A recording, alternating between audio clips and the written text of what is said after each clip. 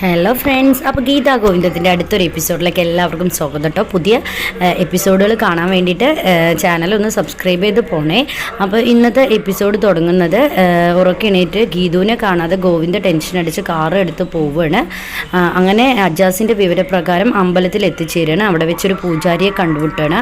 അപ്പോൾ പൂജാരി പറയുന്നുണ്ട്, അച്ഛനെ ഉള്ള കാലത്തൊക്കെ ഞങ്ങൾ വരലുണ്ട്, അങ്ങനെയാണ് എന്നൊക്കെ പറയുന്നത് കേട്ടോ. അപ്പോൾ ഇപ്പോൾ ഗീതുവിൻ്റെ കാലമാണല്ലോ എന്ന് പറയുന്ന മോൻ്റെ ദീർഘായുസിന് വേണ്ടി ഗീതു ഇവിടെ ശയനപ്രതിഷ്ഠ ചെയ്യാണ്. ഗീതുവിൻ്റെ നാൾ പ്രകാരമാണ് മോന് ആയുസ് നീണ്ടു കിട്ടിയിരിക്കുന്നത് എന്നൊക്കെ പറയണം കേട്ടോ. ശേഷം ഗോവിന്ദ് അമ്പലത്തിൻ്റെ അകത്തോട്ട് പോവും. അപ്പോൾ ഗീതു അവിടെ ശയനപ്രതിഷ്ഠ ചെയ്യുന്നതാണ് കേട്ടോ കാണുന്നത്. അത് കണ്ട് ഗോവിന്ദിനെ ആകെ വിഷമിച്ച് കണ്ണൊക്കെ നിറഞ്ഞ് തരിച്ചു പോയി നിൽക്കും കേട്ടോ. എന്തിനാ ഇവളെ എനിക്ക് വേണ്ടി ഇങ്ങനെയൊക്കെ ചെയ്യുന്നത്, അമ്മയെ കാണിക്കാൻ ചെയ്യുന്നു എന്നാണ് ഞാൻ വിചാരിച്ചത്.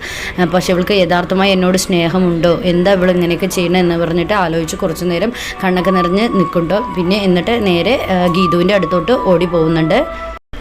ഗോവിന്ദ് ഗീതുവിൻ്റെ അടുത്തോട്ട് ചെല്ലുട്ടോ. അപ്പോൾ ഗോവിന്ദിനെ കാണുമ്പോൾ ഗീതു ആകെ തരിച്ച് നോക്കും കേട്ടോ. എന്നിട്ട് ഗോവിന്ദ് ചോദിക്കും, എന്തിനാണ് നീ ഇങ്ങനെയൊക്കെ ചെയ്യുന്നത്, എന്താ അതിൻ്റെയൊക്കെ ആവശ്യമെന്ന് ചോദിക്കട്ടോ. അപ്പോൾ ഗീതു പറയും, ഞാൻ നാമം ജപിച്ചുകൊണ്ടിരിക്കുകയാണ്, ഇത് കഴിഞ്ഞിട്ട് ഞാൻ പറഞ്ഞാൽ മതിയോ, ഇതൊന്നും ഞാൻ കംപ്ലീറ്റ് ആക്കട്ടെ എന്ന് പറയൂ കേട്ടോ. അപ്പോൾ അതിനുശേഷം ഗോവിന്ദ് ഗീതുവിനെ ഉരുട്ടിക്കൊണ്ട് അങ്ങനെ പോകുന്നുണ്ട് കേട്ടോ. അങ്ങനെ ഗീതുവിൻ്റെ ശയനപ്രതിഷ്ഠ കഴിഞ്ഞ് തൊഴാൻ വേണ്ടിയിട്ട് ഗോവിന്ദ് പിടിച്ചെണീപ്പിച്ച് തൊഴിക്കണം കേട്ടോ. അപ്പോഴാണ് ഗോവിന്ദ് വിജയലക്ഷ്മി മാഡത്തിനെ കാണുന്നത് കേട്ടോ. അത് കണ്ടതും ഗോവിന്ദിനാകെ ദേഷ്യം വരുന്നുണ്ട്. അപ്പോൾ നിങ്ങളുടെ എല്ലാം നാടകമായിരുന്നല്ലേ, അങ്ങനെയാണ്, നിങ്ങളുടെ ശിങ്കിടിയാണല്ലോ പഴയ ആ ജ്യോത്സ്യൻ, അയാൾ പറഞ്ഞ് ഇവളുടെ ജാതകത്തിന് ബലമില്ല പറഞ്ഞ് ഞാനത് കുറേ വിശ്വസിച്ചതാണ്, എന്നിട്ടിപ്പോൾ എൻ്റെ ജാതകത്തിന് ഇതില്ല പറഞ്ഞിട്ട് ഇവളെ കൊണ്ട് ഓരോന്ന് നിങ്ങളാണ് ചെയ്യിക്കുന്നത് പറയട്ടോ. അപ്പോൾ ഗീതു പറയുന്നുണ്ട്, അങ്ങനെയൊന്നും അല്ല, രാധികാമ്മയെ തനി നിറം ഗോവിന്ദേട്ടൻ മനസ്സിലാക്കണം, ഗോവിന്ദേട്ടൻ്റെ ചുറ്റും നടക്കുന്നത് മനസ്സിലാക്കണം എന്നൊക്കെ പറയുന്നുണ്ട് കേട്ടോ. അപ്പോൾ എൻ്റെ അമ്മയുടെ കാന്തിക വലയം വിട്ടിട്ട് എനിക്ക് പുറത്ത് വരണം എന്നില്ല എന്ന് പറയുന്നുണ്ട്. അങ്ങനെ അവരുടെ വർത്തമാനം കഴിഞ്ഞിട്ട് ഗോവിന്ദ് ദേഷ്യം വന്ന് ഗീതുവിനെയും വലിച്ചുകൊണ്ട് പോവുകയാണ്. അങ്ങനെ കാറിലിട്ടിട്ട് അങ്ങനെ നേരെ വീട്ടിലോട്ടാണ് പോകുന്നത്. വീട്ടിൽ നിന്നും കാറിൽ നിന്ന് ഗീതുവിനെ വിളിച്ചിറക്കി വലിച്ചുകൊണ്ട് റൂമിലോട്ട് പോവുകയാണ് കേട്ടോ. അവിടെ എല്ലാവരും അന്തം വിട്ട് നോക്കുന്നുണ്ട് എന്താ പറ്റിയെന്ന് പറഞ്ഞിട്ട്. പക്ഷെ അതൊന്നും കേൾക്കാതെ ഗോവിന്ദ് ഗീതുവിനെ വലിച്ച് റൂമിലോട്ട് പോകുന്നുണ്ട്.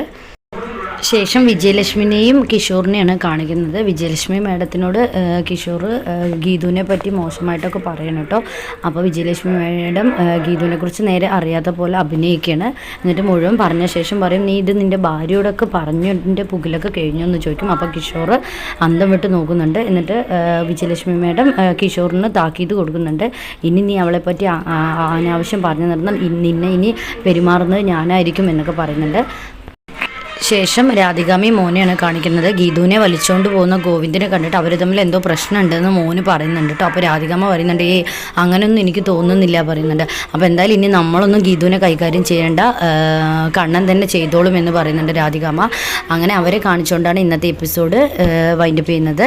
അപ്പോൾ എല്ലാ കൂട്ടുകാരും നമ്മുടെ ചാനലൊന്ന് സബ്സ്ക്രൈബ് ചെയ്തിട്ട് പോകണം. പുതിയ പുതിയ എപ്പിസോഡുകൾ നിങ്ങൾക്ക് കാണാനായിട്ട് മറക്കാതെ സബ്സ്ക്രൈബ് ചെയ്ത് പോണേ.